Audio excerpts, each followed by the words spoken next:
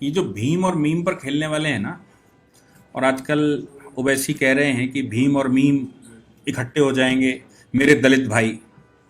आपको मालूम है ये सेम खेल जिन्ना ने भी खेला था। उस समय जिन्ना ने भीम और मीम, उस समय भीम तो शब्द इस्तेमाल नहीं होता था, लेकिन दलितों को अपने साथ में लाया था।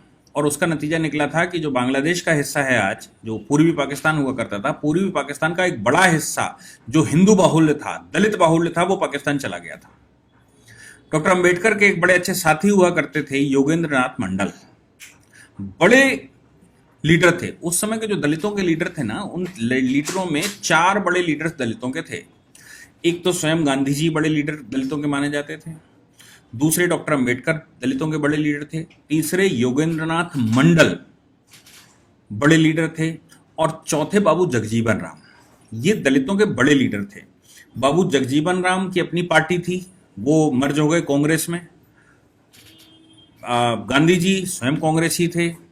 योगेंद्रनाथ मंडल और डॉक्टर अंबेडकर 2 बड़ी हस्तियां रह गई, और दोनों साथी थे। योगेंद्रनाथ मंडल की उस समय वैल्यू डॉक्टर अंबेडकर से ज्यादा थी दलितों के बीच में। योगेंद्रनाथ मंडल को दलित मुस्लिम यूनिटी के तहत जिन्ना ने पटा लिया, और जिन्ना ने उनको पटालने के बाद उनको आश्वासन दिया कि भाई ये हिंदुओं में जातियां चलती हैं, इन जातियों में आप बड़े निकृष्ट माने जाते हैं, दलित लीडर हैं, आपको ये अस्पृश्यता मानते हैं, आपको ये छुआछूत का काम करते हैं, इसलिए आप मुसलमानों के साथ आइए, मुसलमानों में ये परंपरा नहीं है। योगेंद्रनाथ मंडल को यह बात समझ में भी आ गई। योगेंद्रनाथ मंडल कन्विंस्ड हो गए। योगेंद्रनाथ मंडल पाकिस्तान में जाने के हिम्मती हो गए। बांग्लादेश जो आज का है, उसकी बड़ी टेरिटरी में योगेंद्रनाथ मंडल का प्रभाव था।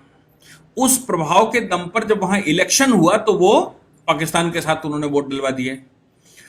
30% जो ये 27% आबादी की बात आती ना, ये 27% आबादी दलित आबादी है जो पाकिस्तान में रुक गई, जो आज समाप्त हो गई। इस 27% आबादी को उसमें रोकने और उसमें ले जाने का मुख्य श्रेय योगेंद्रनाथ मंडल को जाता है। अब डॉक्टर अंबेडकर और योगेंद्रनाथ मंडल 2 शख्सियतें 2 डोमिनियन के साथ चली गई, एक डोमिनियन ऑफ पाकिस्तान के साथ और एक डोमिनियन ऑफ इंडिया के साथ। डोमिनियन ऑफ इंडिया के साथ डॉक्टर अंबेडकर आए, उनको भी लॉ मिनिस्टर बनाया गया, और योगेंद्रनाथ मंडल को भी पाकिस्तान का लॉ मिनिस्टर बनाया गया, पहले लॉ मिनिस्टर बनाया गया। और जिन्ना का जब काम हल हो गया और योगेंद्रनाथ मंडल वहां चले गए और पाकिस्तान बड़ा हो गया, और लॉ मिनिस्टर का जैसा उन्होंने प्रॉमिस किया था वो बना भी दिया दलित के नाम से, तो योगेंद्रनाथ मंडल और उनके अनुयायी नो डाउट बड़े खुश होंगे कि भाई हम पाकिस्तान में एक हमको प्लेस मिला। लेकिन पाकिस्तान के लोगों की मानसिकता कुछ इस प्रकार की थी कि उस मानसिकता के तहत योगेंद्रनाथ मंडल के परिवार की महिलाओं के साथ गलत हुआ। और योगेंद्रनाथ मंडल स्वयं देखा करते थे कि मेरे साथ, मेरे फॉलोवर्स के साथ मुसलमान क्या कर रहे हैं पाकिस्तान के, और योगेंद्रनाथ मंडल लॉ मिनिस्टर होते हुए भी कुछ नहीं कर पाते थे।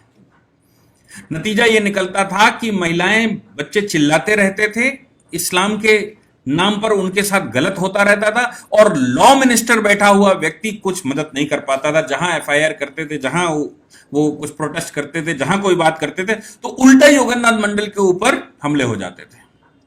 नतीजा ये निकला कि योगेंद्रनाथ मंडल ने वहां से भागने का निर्णय लिया। वहां से भागकर वो हिंदुस्तान आए।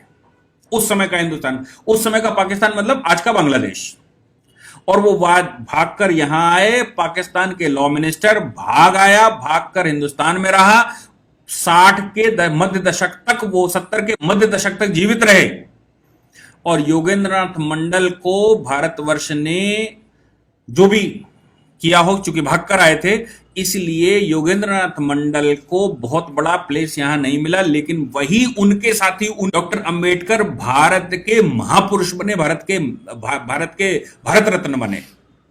तो आज जो ओवैसी कह रहे हैं कि साहब भीम और मीम मिल जाओ, भीम मतलब डॉक्टर अंबेडकर के फॉलोवर और मीम मतलब मुसलमान, तो मुसलमान और दलित मिलकर हिंदुस्तान को हम आजाद कर देंगे, ये कर देंगे, वो कर देंगे, पता नहीं कौन कौन से भाषण आ रहे हैं।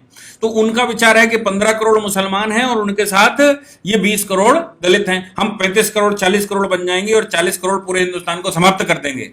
उनको ये याद रखना चाहिए कि उस समय के जिन्ना से बड़े लीडर आज ओवैसी नहीं है। जिन्ना ने जो किया योगेंद्रनाथ मंडल के साथ, वो उसका इतिहास गवाह है कि योगेंद्र मंडल हिंदुस्तान में आकर, भागकर, रहकर, मरते मरते मर गए, लेकिन पाकिस्तान ने कभी उनका होश नहीं लिया कि योगेंद्र मंडल को कोई प्लेस देना है, उनको बुलाना है, उनका सम्मान करना है, या वो हमारे नागरिक हैं, या वो हमारे निवासी हैं, या उनके साथ इंसाफ होना है। और 27% जो दलित वहां पर रुका था योगेंद्र मंडल की वजह से, योगेंद्र मंडल खुद चले आए तो बाकी दलित धीरे धीरे वहां समाप्त हो गया। नतीजा निकला कि 2% आदमी रह गया है, 3%, 2%, 4%, किसी जगह पर किसी पे 7% है, इतनी आबादी रह गई। और ये जिनके साथ भी हुआ वो मोस्टली दलित थे। और जो सीएए ने कवर किया है वो भी वही योगेंद्र मंडल के फॉलोवर हैं जो योगेंद्र मंडल की वजह से पाकिस्तान में रह गए थे।